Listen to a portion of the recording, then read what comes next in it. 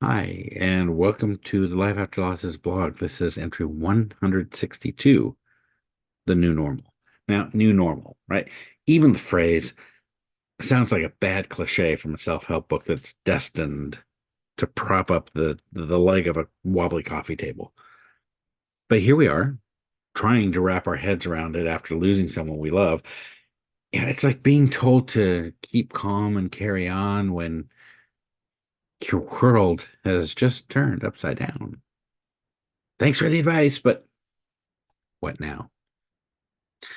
So let's face it, the term new normal is really about as comforting as a porcupine in a balloon factory. I mean, it's a phrase that we use when we've run out of words. It's a societal shrug when we don't know what else to say. It implies that life will go back to being normal, just a different kind of normal. But how can life be normal again when someone who we love and was part of our everyday life is no longer there?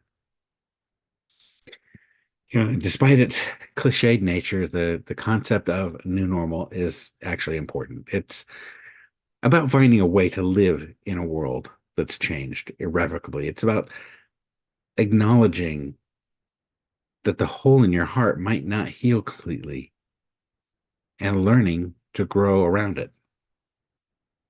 And let's be honest, if we waited for our lives to go back to normal, the good old normal, we'd be standing still forever, like mannequins in a shop window. Normal no longer exists, and normal always changes. So, great. How do we handle it? How do we create and accept this new normal? Well, first of all, accept that there is no normal. Accept that normal is as mythical as a unicorn playing poker. Life is messy. It's a beautiful, chaotic mess. Embrace it. Redefine your routines. Start small. If your morning coffee tastes like sadness without your loved one there, try tea instead. Or if you're feeling adventurous, try a triple shot of espresso. Shake up your routine just a little. It's okay to change the things that don't feel right. I mean, just you saw what I did during the holidays, right?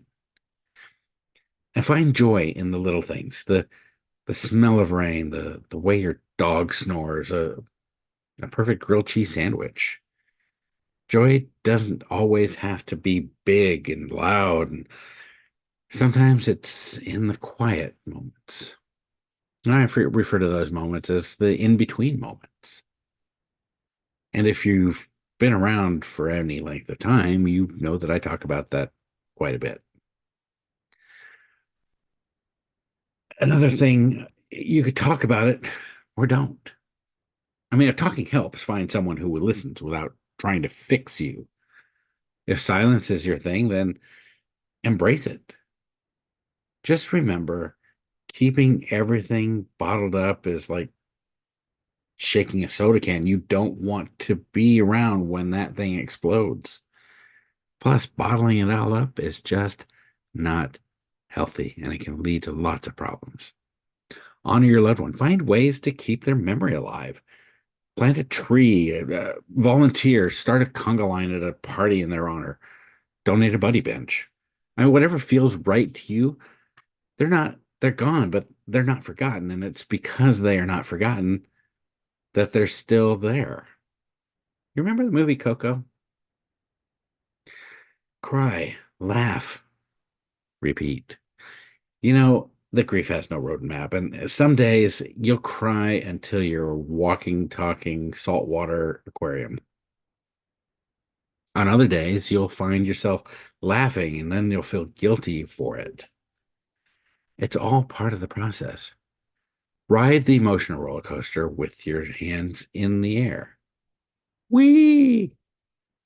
Now rediscover yourself. Maybe you've always wanted to learn the ukulele or take up underwater basket weaving. Now is your chance. Rediscover old passions or find new ones. I started writing, then I started acting, and now I'm coaching. It's been 10 years. I'm no longer who I was. Set new goals. Aim for something, even if it's just getting out of bed in the morning or remembering to water your plants. Goals keep us moving forward, one step at a time. Embrace change. Change is the only constant in life. Embrace it like an old friend, even if it sometimes feels like that friend who always borrows money and never pays you back. And then the big one, be kind to yourself. You're doing the best you can in uncharted waters. Be as kind to yourself as you would be to a friend in the same situation. I think these tips can help, but the truth of the matter is there's no guidebook for this. The new normal is just another way of saying life, messy, unpredictable, and chaotic, constantly changing. It's about learning to dance in the rain. And I've got a blog post about that about 100 episodes ago, even when your heart is heavy. So put on those rain boots and start dancing. Who knows? You might just find a rhythm in the chaos. So have you had to find a new normal? If you would share your journey, your struggles, and your triumphs in the comments below or on the Facebook page, let's navigate this uncharted territory together with a bit of wit, a lot of charm, and maybe a few missteps along the way. Until next time.